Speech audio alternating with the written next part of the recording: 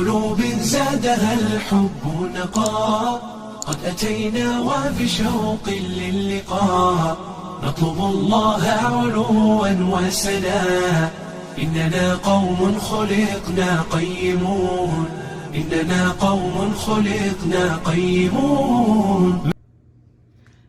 بسم الله الرحمن الرحيم. maanta sheekadeena waxaa la yiraahdaa Jaabir Athraat al-Kiram. wuxuu ka sheekeynayaa sheekadan waxay dhaxday waqtigii Salman Abdulmalik oo waxaan maleynayaa dawladda Cabbaasiya meelahaas inay ahayd. waxaa la yiri waxaa jiri jiray nin oo taajir ah oo businessman oo aad u fiican oo nin fiican u ahaay. marka ninkaas wuxuu ahaay businesskiisa ugu fiicnaay dadku saacidi jiray. muddo kadib waxaa dhacday inuu businesskiisa xumaaday, deen badan lagu yeeshay. marka asoo murugsan oo gurigiisa iska fadhiyo habeen wuxuu arkay iridii lagu soo garaacay. iridii markuu furay nin baa u soo galay. ninkii wajigiisa wuu xirnay, wajiga wuu qarsanaay. markaas wuxuu ku yiri maxaa rabtaa? wuxuu ku yiri kiiskan hoo lacagtan adaan ku keenay. markaasuu yiri oo see ka ogaatay yaa taa adiga? wuxuu yiri aniga waxaan ahay Jaabir Athraat al-Kiram, dadkan saacida. waan ogahay, waan maqlay inaad diyuun badan lagu leeyahay, lacagtaana qaado. bas ninkii waxaa la yiri ninkii taajirka ahay lacagtii uu qaatay asoo yaaban marka lacagtiisa uu qaatay mogtahay. ninkii kale gurigiisa markuu tagay uu maaskii wixii iska qaadayay xaaskiisa aragtay naagtiisa. waxay ku tiri oo saacadana socotaa oo adoo maxay ahayd ninka dhan boqorka magaalada xukumo waaliga ah maxay tahay markaas socotid? markaas yiri iska dhaaf maanta qof baan saacidaye. markaasay ku tiri wuxuu yiri nin baa u baahnay ayaan saacidaye, bas arinteedana qari iska aamus.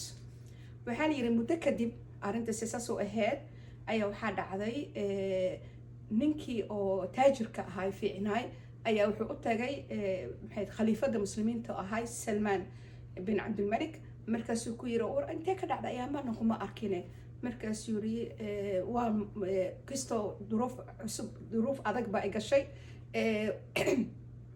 waxay u dhacday diyuun badan baa lagu yeeshay, laakiin alxamdulilah ilaahay uu ii fududeeyay hadda waa la isaacido alxamdulilah. markaasuu yiri yaa ku saaciday?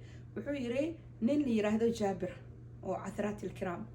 markaasuu yiri ninkaas aadan u maqla ayaamahan magaciisi, bal ninkaas haddaad aragtid yani ii keen. hayuu yiri adigana wuxuu ku yiri waxaan kaaga dhigay magaaladaas inaad noqotid waaliga xukumaye, adigana meeshaas xukum. bas hayuu yiri wuu baxay magaaladii, wuxuu tagay jasiiradii inuu xukumu rabay. marka ninka maxay ahayd khaliifka wuxuu ku yiri aniga waa isoo diray meeshaan inaan xukumaan rabaa, igu wareeji maxayd arintii. hayuu yiri waa ku wareejiyay. marka waxaa jirta dadka muslimiinta waxay qabaan bayt al-maal al-muslimiin, waa sida bangiga oo kale. marka wuxuu yiri baytkana lacagtiyaan fiirinaa. adiga marka dambe wuxuu arkay lacag baa ka maqan. wuu yeeray wuxuu yiri lacag baa ka maqan, lacagtaas intee ku baxday? marka wuxuu yiri lacagtaas waxay ku baxday qof oo muslim ah oo u baahnay kaalmo ayaan ku saaciday. markaasuu yiri ii sheeg magaciisi. wuxuu yiri may kuma sheegay magaciisi, marabi in la ogaado, waa secret. ilaahay dartiisaan yani waan qariyay, haddana marabi inaan sheego. haddaad sheegayso yiri anigana stationkan ku gelinayaa. adiga ninkii wuu xiray. ninkaas waxaa la dhihi jiray Akrama la dhahaa, Akrama al-Fayaad uu xiray.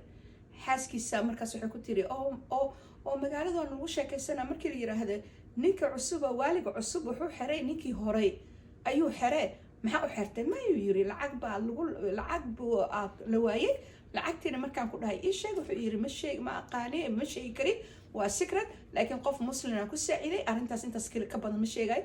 anina station jeelkan geliyo. waxaa la yiri ninkii muxuu ahaay waaliga hore ahaay xaaskiisii ayaan maqashay sheekadii bas u timid. waxay ku tiri ma saas miyay tiri qofka axsaan markuu kuu sameeyo abaalkiisa ma asagan ina la xiraa? markaasuu yiri maxaa ka wadaa? waxay tiri ninkuu diiday inuu sheego waa adiga tiri. adiga soo dhibaato kuma haysanin oo lacag ma baahneen oo 40 diinaar soo laguma haysanin. waxay tiri lacagtaad businesska ku bilowday iyo lacagtaad deenta iska bixisay waa lacagtaas weeyaan. markaasuu yiri bas hadda hay hadda waan fahmay raali ahow wuu baxay jeelkii ninkii kasoo furay wuxuu yiri soo baxna keen haddana ogaaday iga raali ahow markaasuu yiri intee iyo wadaa wuxuu yiri waxaan u tagaynaa waaligaan u tagaynaa muslimiinta markaasay u tageen markay u tageen uu yiri adiga ma igu tiri ninka Jaabir Ithraat haddaad heshid ii keen waa kana yiri waa ninkan oo ninkan oo ninka waaliga ahay maya haa yiri marka wuxuu yiri aniga marka maadaam ninkii waa ku keenay marka waxaa la yiri khaliifada muslimiinka waaliga ahay wuxuu yiri maadaam uu ninkan nin fiican ahay shaqadiisana ku yani meeshiisa aan u dhaafeena madax inuu meesha xukumo adigana maxaa rabtaa aniga wuxuu yiri asaga la shaqeynaya laakiin aniga ninkan uma bedelaysid sheekadeennana meeshaas ku dhamaatay